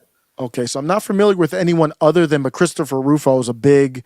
I guess, is he conservative? I guess he's conservative. He's more anti-woke to me. I don't even know where he stands politically, but I guess you could call him a conservative. But whatever it is, he's anti the wokeism. That's for sure.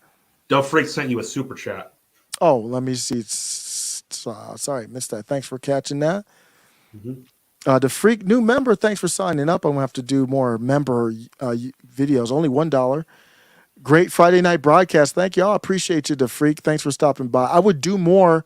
See, Ray knows I would love to do more, but I'm usually too sleepy. I think I drank so much caffeine earlier today, I'm still awake. Well, my birthday is in a few weeks, and I'm going to be having a week off work, so maybe we can do a whole bunch of streams on that entire week. Yeah, let's plan on doing that. Yep, take advantage of it. I'm going to be turning 21, so yeah, I'm going to be. Oh, you're going to be going hard. I'm going to be going. Well, I don't believe in getting drunk because that's against my belief. That's my. I don't believe in getting drunk, but I believe you can drink enough just so you don't get drunk. So yeah, before you get drunk, that's what I should say. But yeah. But I also do plan to go to the bar and stuff like that. And also the NFC and AFC championship games will be on my birthday too. Yeah, man, go have fun. At 21, woo, I can't. 21 so long ago, I forgot what I even did. But man, yeah, have fun. Just stay safe. But yeah, we'll talk about doing some streams for sure. Also, I want to do a sports stream with you, brother, because Oh yeah. I don't have my channel on YouTube anymore or anything like that, or my other spare channels. So we have to kind of do it all on one channel now. So I don't really just talk about politics on my show anymore. I do, but I talk about I want to talk about other things too, sports and pretty much anything. Yeah. Oh, I think that's the way to go. I think that's the way to go. For whatever reason, the politics is where I'm getting the most passion from. But yeah, I think the best thing to do is like Black Pegasus. Black Pegasus, his channel, he does a lot of reacts now. He used to be very political, but the strikes and all that kind of stuff. And he has more power now than he ever did talking politics to me. More views, more influence, and he still dabbles in some stuff too. Yeah. But yeah. I told him that when he has a concert here in Iowa, let me know so I can make the trip there. oh yeah, for sure. Yeah, he had a concert out by me. I just couldn't. I'm in married life with 2 kids, so it's harder to get away.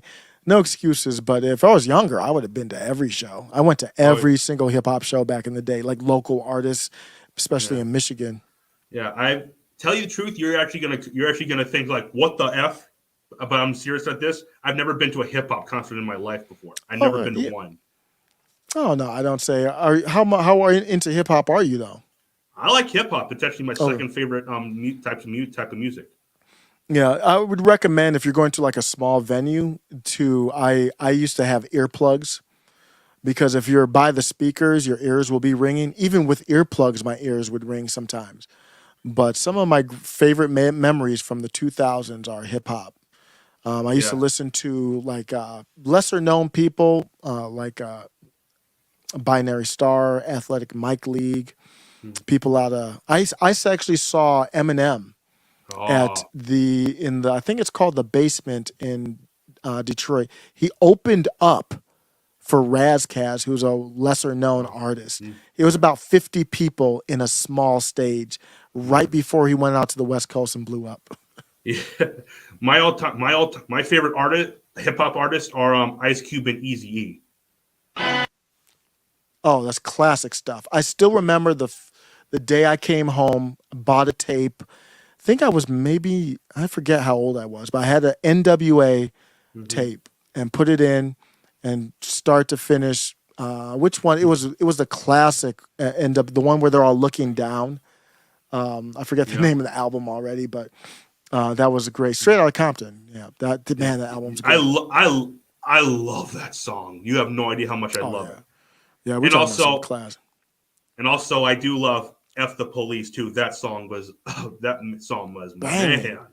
man. Those songs, the beats, Dre. Ooh. I still pop them off every now and then.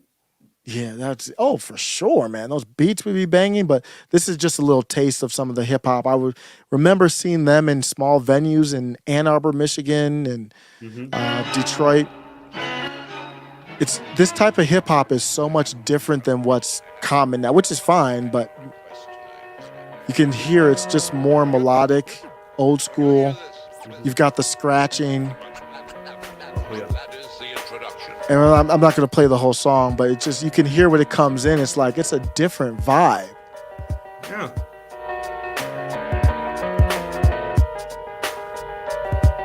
At least it's not 90s R&B.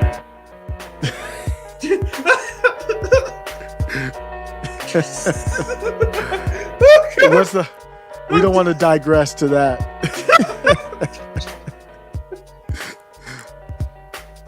This is one of my favorite albums. But I'm pretty old school. I wear Kango hats all the time. This is how I represent. That's old school stuff right there. I keep the party moving like an immigrant. Binary star, superstar, it's no coincidence. Every verse is intricate. This ain't a circus in it. Oh, Pegasus is in the chat, man. Oh, really? Black Pegasus came through. We talking about hip hop too. He came in at a good time this time.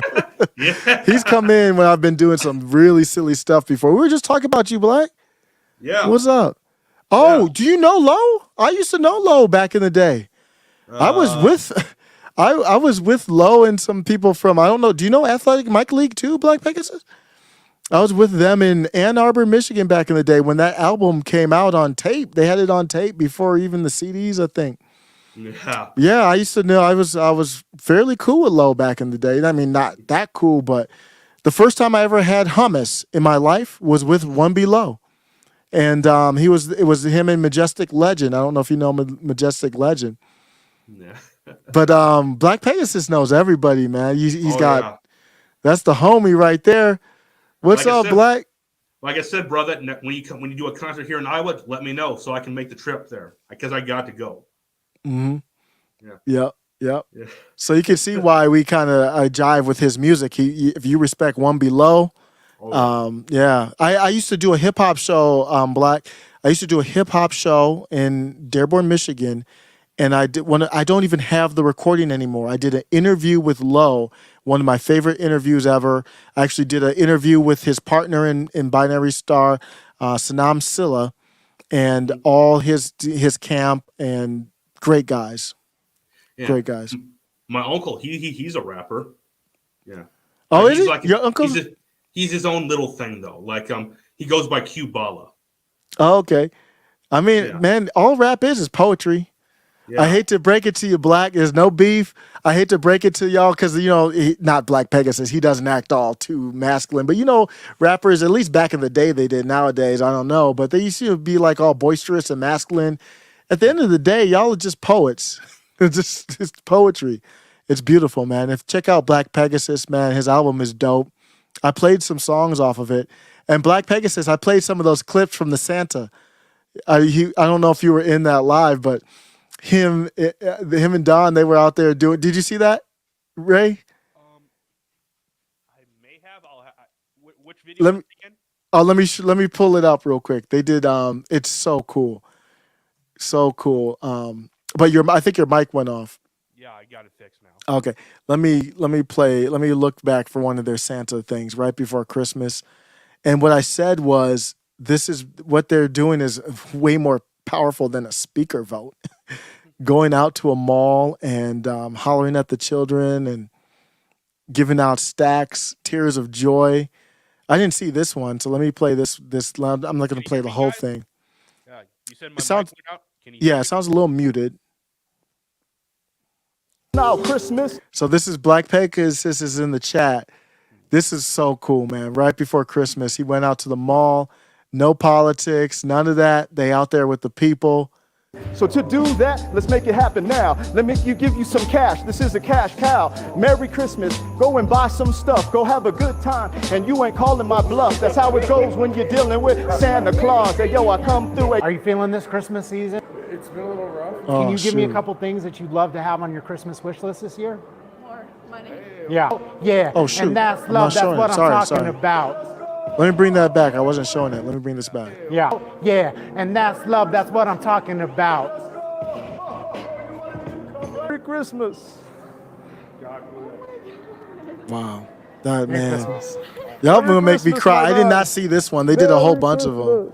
Y'all gonna make a grown-ass man cry. That's the biggest blessing Damn. in the world. Last time Well, I praise actually God. when Dak Prescott broke his ankle. That's the last time I ever cried.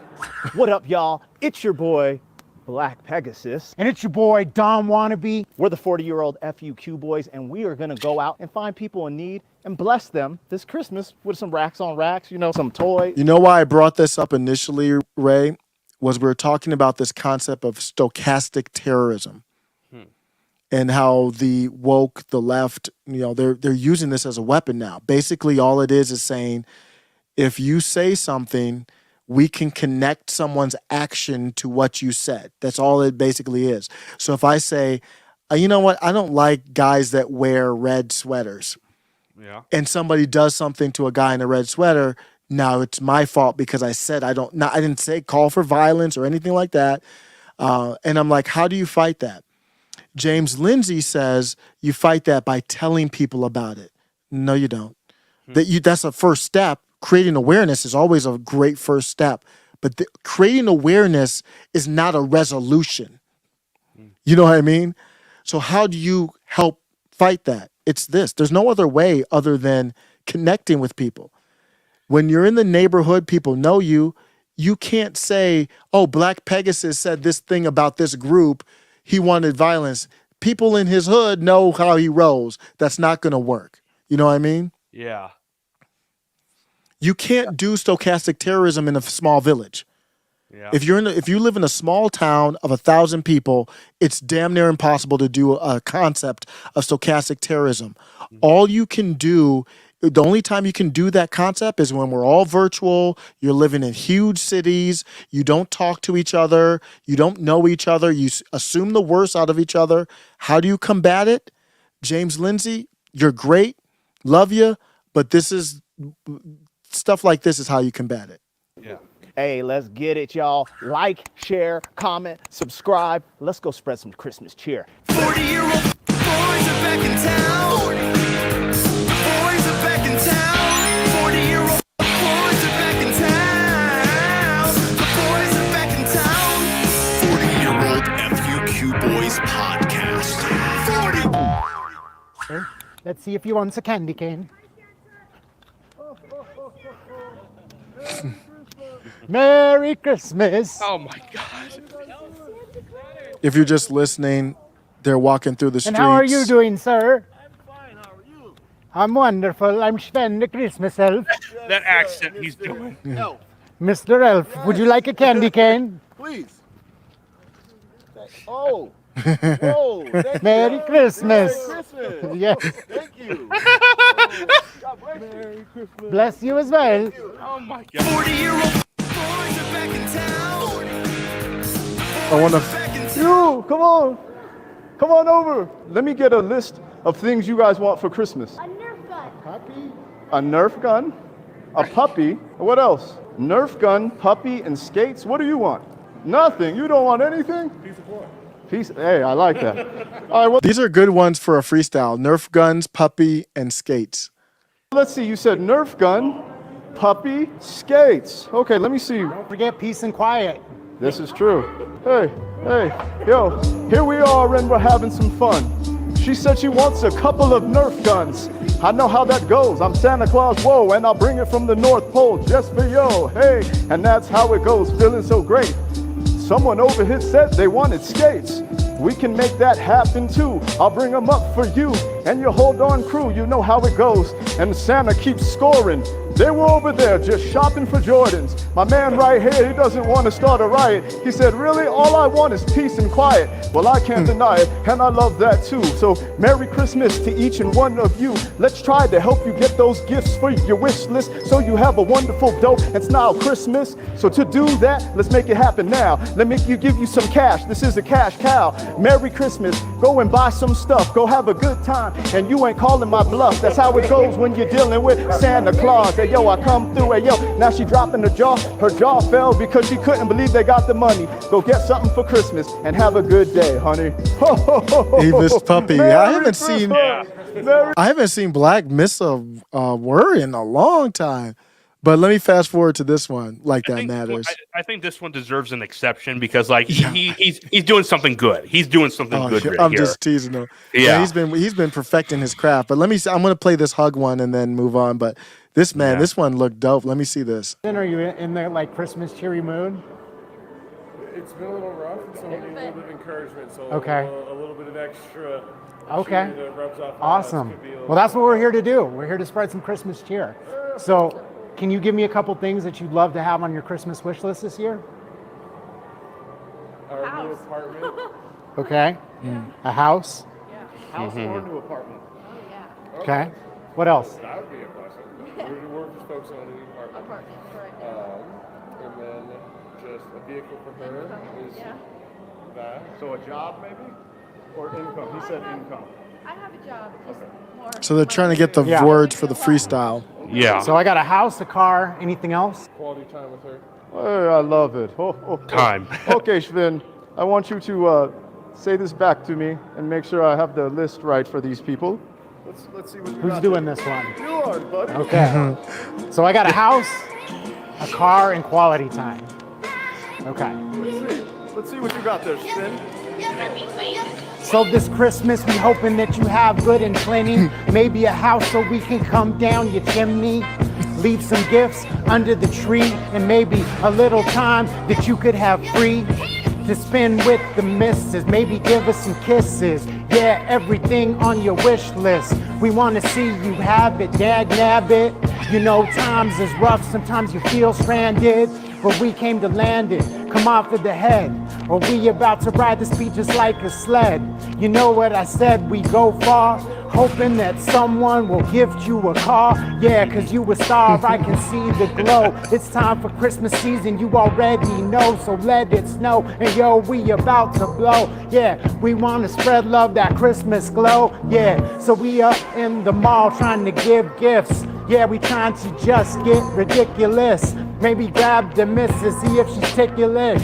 Yeah, have a good year. Yeah, and have a good night. And just lamp under the Christmas light. And every day it's gonna be just damn alright. So let me give you something to help you out. Yeah, and that's love, that's what I'm talking about. Oh, this is emotional. Yeah, Merry Christmas, y'all. It really is. Merry Christmas, y'all. Yeah, Merry it is emotional. Christmas. And a Happy New Year, of course. Merry Christmas. Oh, Finn is good at rapping, isn't he? Yes, God. that's my little elf right Yeah. there. Much Man, love, that's crazy. brother. Much love, man. Merry Christmas. Man. Wow. Yeah, Merry Christmas. Merry Christmas, my that man. was real. Merry Christmas. You're going to make Santa Oh, my tear God. up. Merry Christmas, my man. That's the biggest blessing Wow. in the world. Well, praise God. Thank you so much.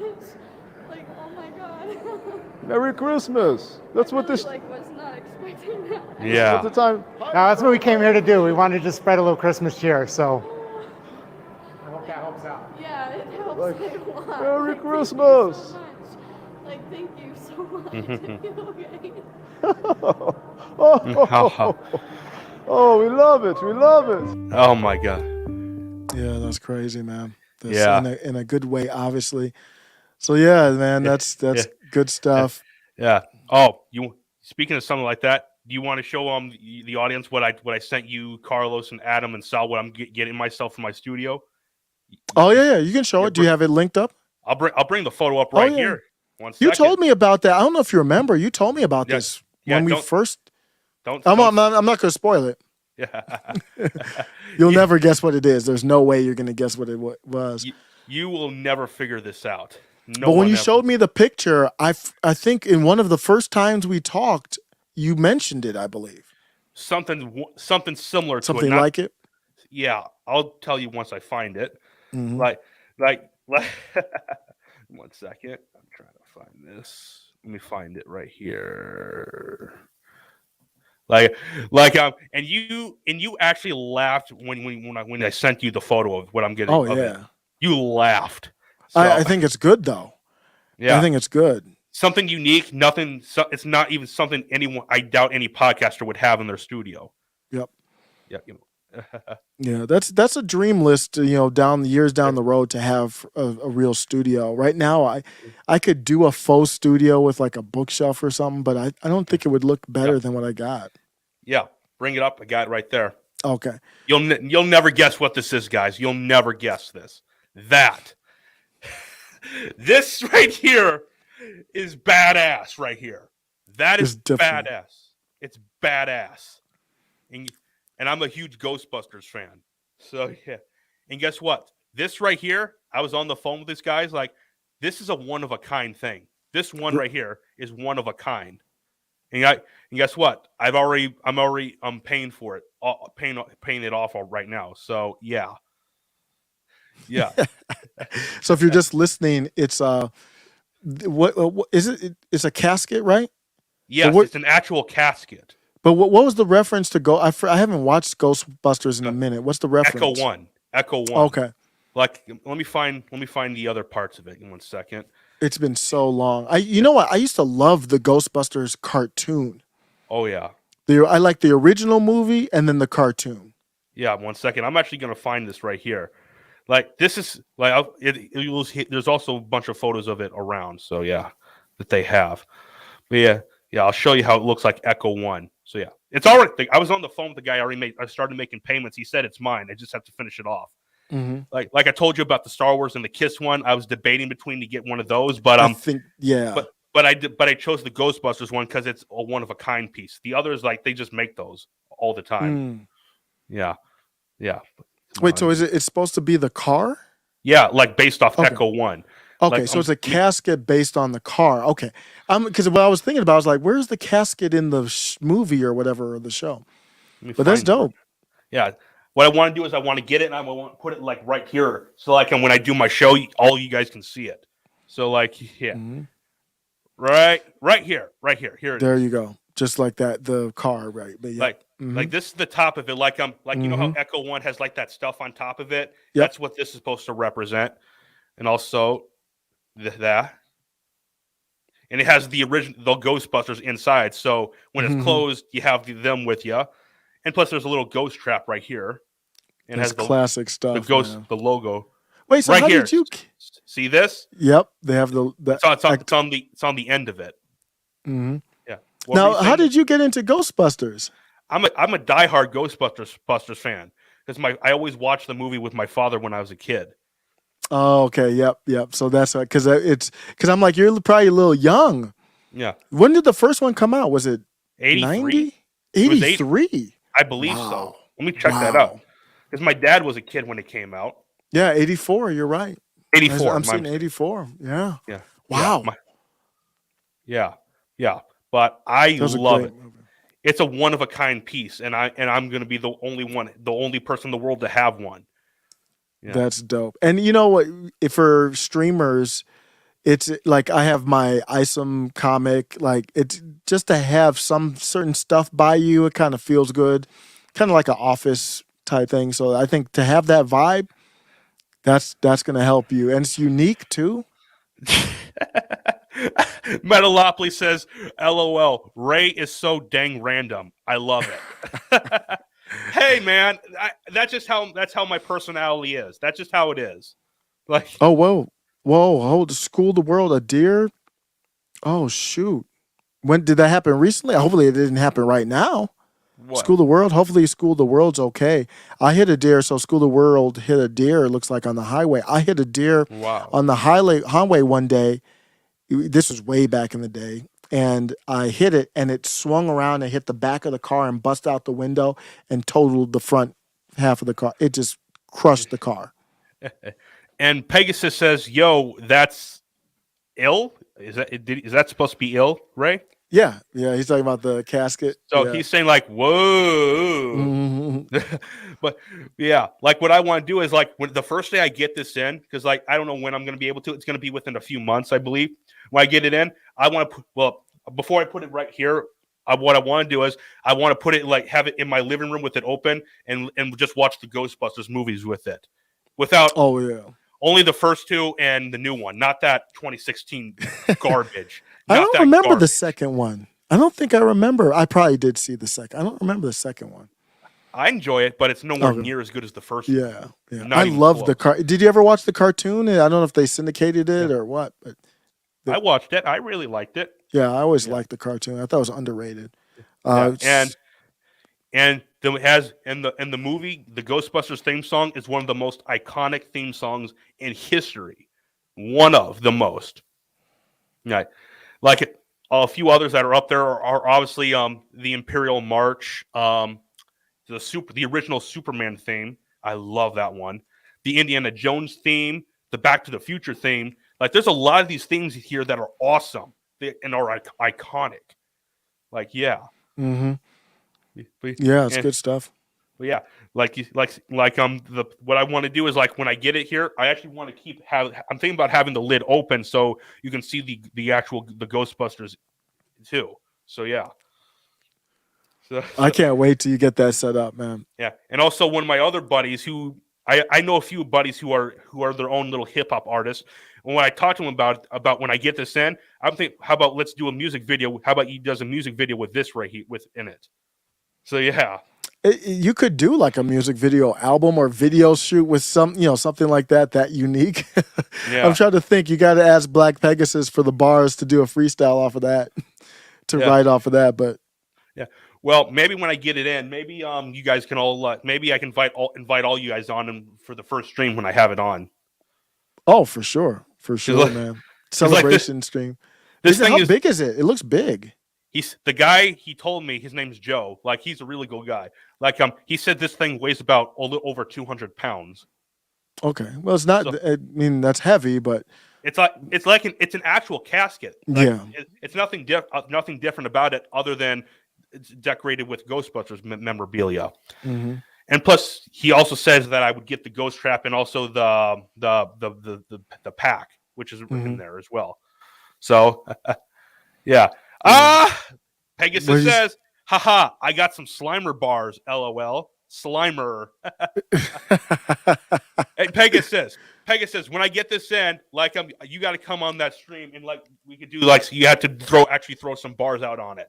You have that'd to, be man. dope. Like, you can come on too. I'll see if I can get Carlos, Sal, and Adam on. Although I don't know if I can get Adam because he has a lot of things going on now. But like I can get like as many of you guys as I can. Yeah, and also. And maybe even make like a Ghostbusters theme or at least a ghostly song. Maybe a song, Pegasus. Maybe you could try something like that. Yeah. I'm sure he could do. I would like to see a freestyle to it because he's so good at freestyling now, man. It's amazing to see that when you put in work on something and dedicate, how much better you get. Yeah. So I got my laptop battery is about to die, but or even Pegasus. If you come here to Iowa, like when I told you, try to do a concert here in Cedar Rapids. Maybe if you can like meet up too, I can bring this along somewhere else. And like if you want to do like some like short little music video, like just film it or for a couple shots. Maybe you can do something like that. That would be really cool, really dope. I mean, if you got something that unique, it'd be cool to use it in those type of fashions. But I can't wait to see you in the studio with it, man. Yeah. That's gonna be crazy. It's gonna be the same studio. I'm just gonna Mhm. set it right here. Yeah. Like eventually, like I said, I want to upgrade to like get like a big like building or something like that and do my show in. But for right now, because I have to do it in my spare bedroom. So yeah. Yep. Yeah. The freak said the truth. Even blacks and whites were getting along in '85. Yeah. I mean, I think that's true. I talked about that. What'd you see? Look what Pegasus just said. Look what he just said. Look. Yeah. He could pop out the casket. That'd be hard. See, that's why you get a creative man. I didn't even think about that. So Pegasus. I'm sorry, man. That would be that video would be hard, wouldn't it? Yo, Pegasus. When I get this casket, I'll let you know when I get it. But once I do, try to get a concert book in Cedar Rapids, Iowa. Try to do that, and when you can't, I'll get this and bring it to wherever we need to go, and we can film with it, film a video with it. We can do that. Like that would be dope as hell. Well, let me do this. Let me go out with. We'll see how long my laptop lasts. The live is about to die literally with the laptop. Yeah. But Black Pegasus has this zombie song. I'm kind of like, wow, he popped out the casket. Yeah. It's kind of a cool concept because this is from a previous album. Yeah. But this is a cool song right here. When he said pop out the casket, that's the first thing I thought was this zombie song. Yeah. So I'm gonna leave it out. Hey Ray, I'm gonna be out, man. Yeah. I'm gonna be out, everybody. Thanks for hanging out, and I'm gonna leave you out with Black Pegasus Zombie Apocalypse. Yeah. Yeah. Take care. Take care, everyone. Thanks.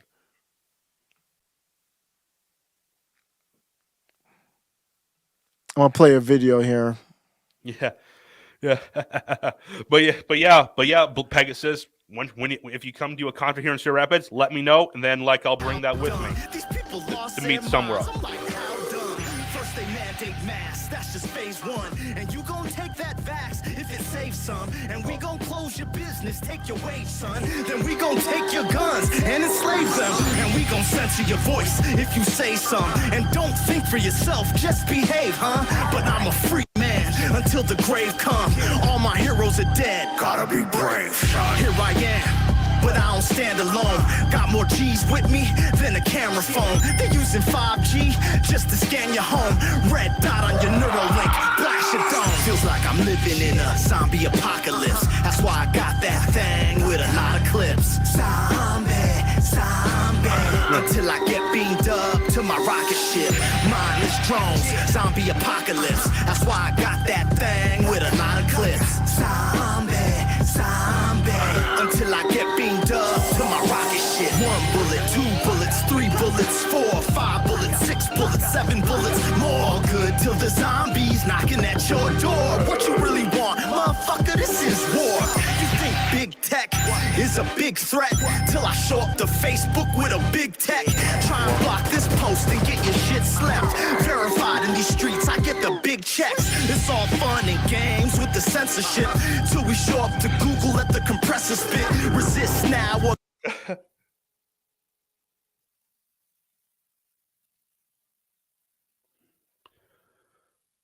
You there? Your audio's out.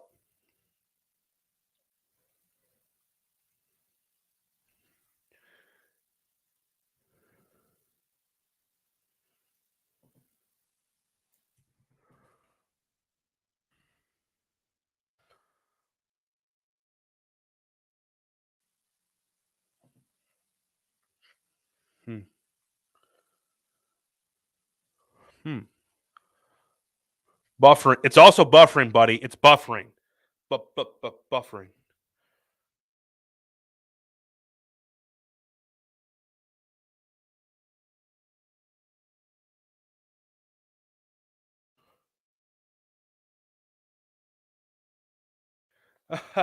Yeah, I think his stream. I think his laptop did die. So like yeah, and so I'm gonna wait till he stops the stream before I leave. So yeah, I'm gonna wait here for a moment till he stops the stream so it can go off. But yeah, yeah.